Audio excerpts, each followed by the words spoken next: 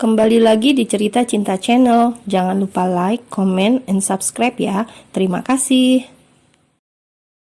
Di luar rumah, Rian pamitnya memang untuk menghubungi dirinya sendiri, tapi sebenarnya saat itu dia berniat untuk menghubungi sang kakak untuk meminta bantuan tentang donor mata Alika. Rian duduk di teras rumah, pintu rumah dia biarkan tetap terbuka, biar angin segar masuk ke dalam rumah.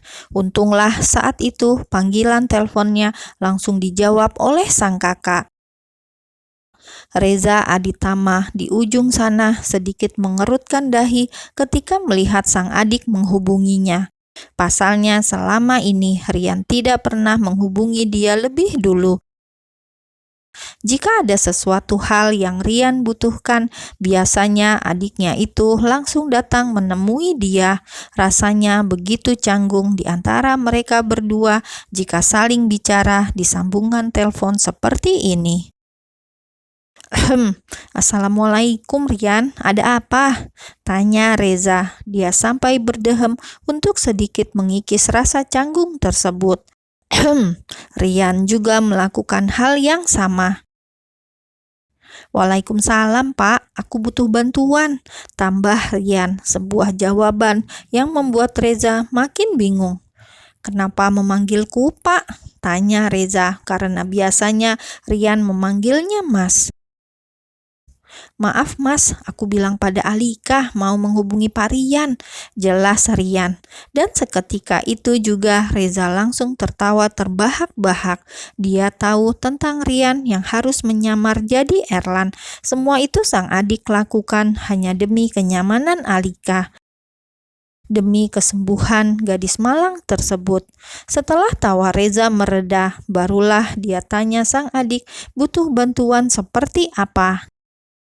Kedua mata Alika masih bisa menangkap cahaya, itu artinya dia bisa menjalani operasi untuk bisa sembuh. Dokter Aresa masih mencari donor untuk Alika. Kupikir Pak Rian bisa membantu agar bisa lebih cepat mendapatkan donor mata tersebut. Jelas Rian, dia benar-benar memanggil sang kakak dengan namanya sendiri. Rian tidak bisa ceroboh. Siapa yang tahu jika Alika mungkin bisa mendengar pembicaraannya kali ini. Baiklah, aku akan carikan juga. Kuusahakan secepatnya, balas Reza. Terima kasih, Pak.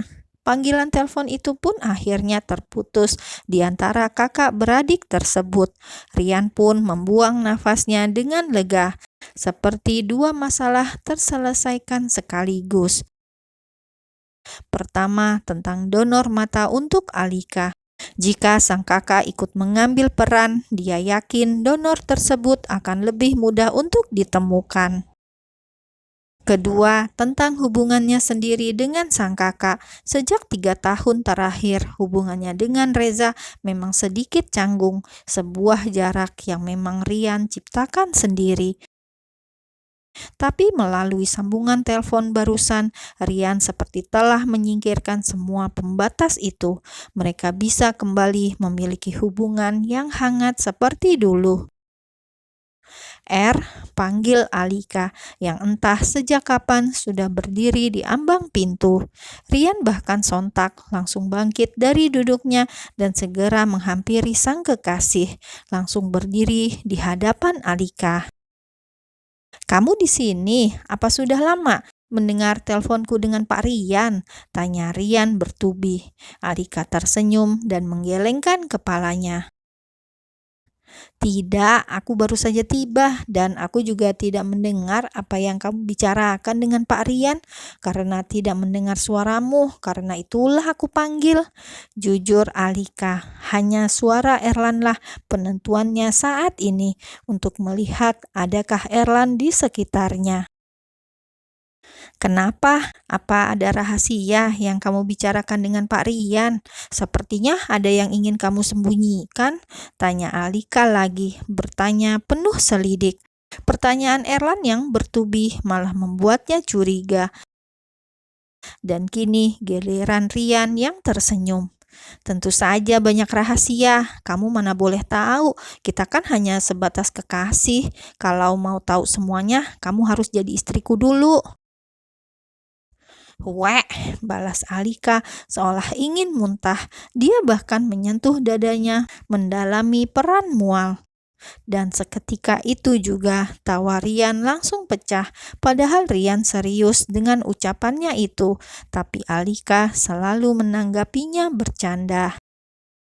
Dari kemarin kamu mual terus, apa kamu sudah isi ya? Padahal belum aku apa-apakan, balas Rian di antara tawanya yang masih terdengar dengan jelas. Dan ucapan itu membuat Alika menggerakkan tangan kanannya untuk memukul Erlan. Buk, jatuh di dada Erlan yang bidang.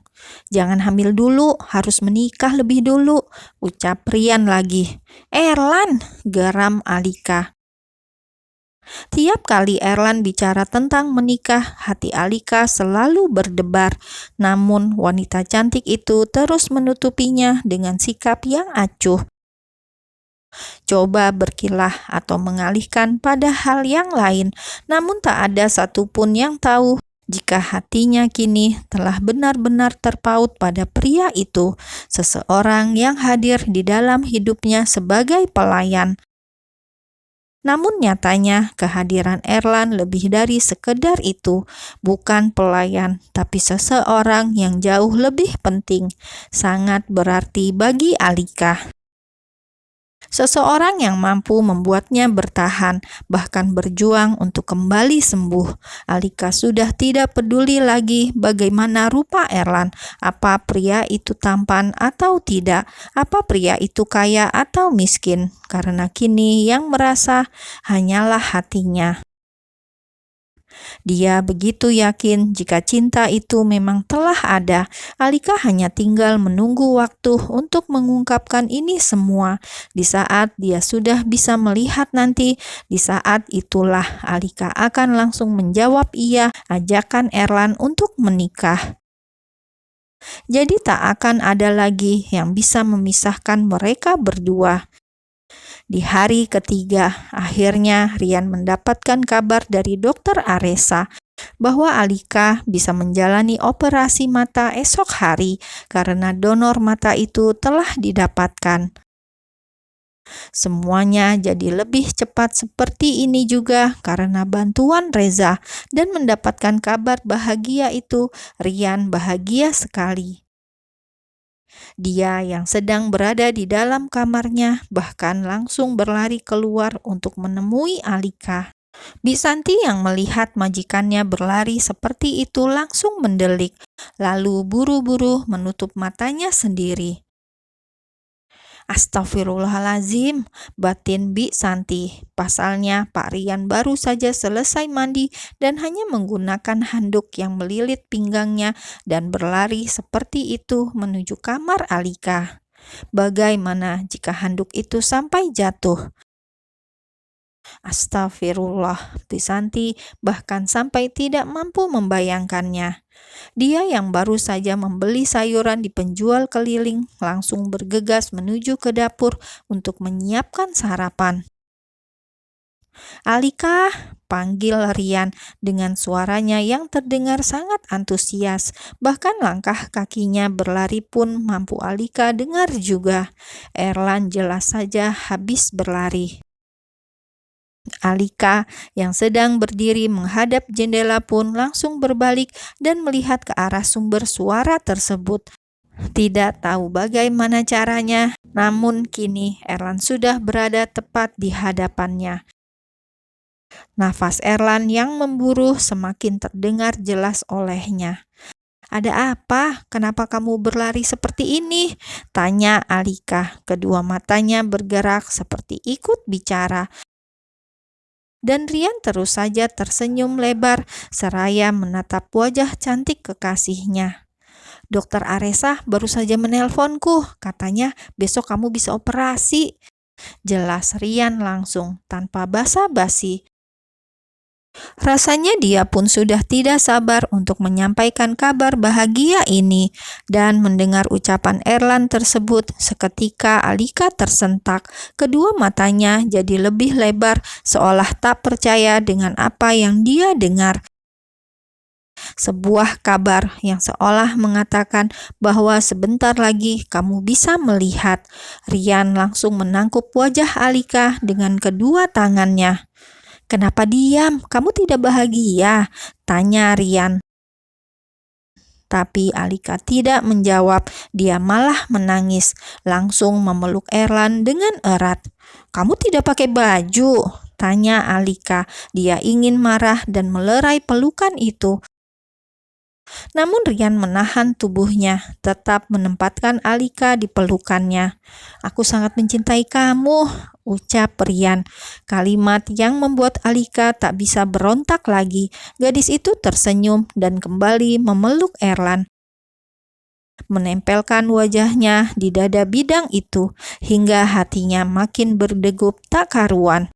Rasa bahagia yang bertubi-tubi.